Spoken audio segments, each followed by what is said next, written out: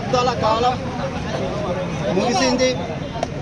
ఎంఆర్పిఎస్ ప్రారంభమై 1994 జూలై 7న ప్రకాశం జిల్లా ఈదుమూడు గ్రామంలో ఒక 21 మందితో ప్రారంభమైనటువంటి ఎంఆర్పిఎస్ ఆ రోజు మాదిగ హక్కుల దండోర పేరు మీద రాష్ట్రాన్ని తొలగించి ఎన్నో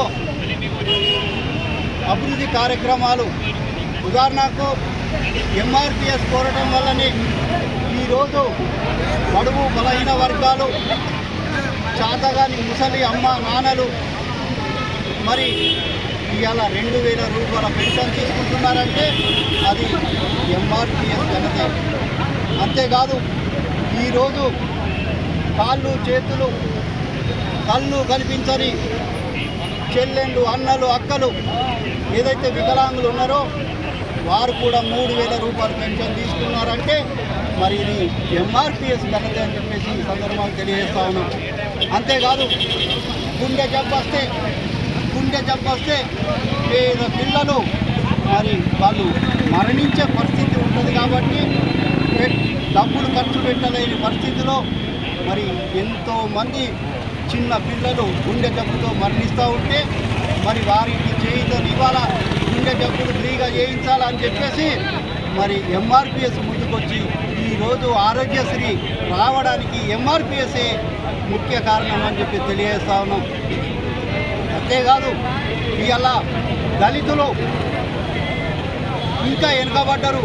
దళిత ఉద్యోగుల మీద అనేక దాడులు, దౌర్జన్యాలు, మానసిక వేదనలు గురి చేస్తున్నారని చెప్పేసి ఆనాడు ఎంఆర్పిఎస్ ముందుకొచ్చి మరి దళితులకు, ఎస్సీ ఎస్టీలకు ప్రమోషన్లో రిజర్వేషన్లు కల్పించినప్పుడే మరి మా దళిత ఎస్సీ ఎస్టీ ఏదైతే ఉద్యోగస్తులు ఉన్నారో వారికి భద్రత ఉంటుందని చెప్పేసి ఎంఆర్పిఎస్ మహోన్నతమైనటువంటి ఉద్యమం నడిపి మరి ఇలా ప్రమోషన్లో రిజర్వేషన్లు సాధించిన ఘనత మరి ఎంఆర్పిఎస్.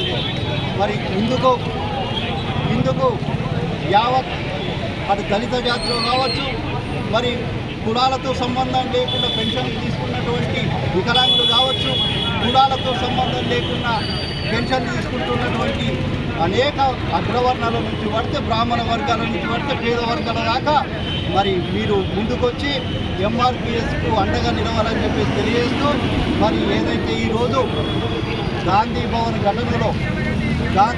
ఘటనలో ఏదైతే పొన్నాల సురేందర్, దామోదర్, మహేష్ వీళ్ళు ఒక 5గురు మరణించారో వారికి ఘనమైన నివాళులు అర్పించాం. మరి అంతేకాకుండా ఏదైతే తెలంగాణ వచ్చినాక ఎస్సీ వర్గీకరణను చట్టబద్ధత కల్పించాలా, అసెంబ్లీలో ఏకగ్రీవ తీర్మానం చేయాలని చెప్పేసి జరిగిన ఉద్యమంలో ప్రాణాలు అర్పించినటువంటి భారతకు కూడా ఈరోజు ఘనంగా నివాళులు అర్పించాం. మరి ఈరోజు మేము ముఖ్యంగా యావత్ మాదిగ జాతికి ఒక పిలుపునిస్తూ ఉన్నాం. 10 రూపాయలు 10,000కు ఒక సైన్యం కాదు, 10 మందిని కలిస్తే ఆ మహోన్నతమైనటువంటి ఉప్పెనలా పొంగే మహాభారతంకు ధీటుగా మన మాదిగ జాతి ముందుకోతుంది.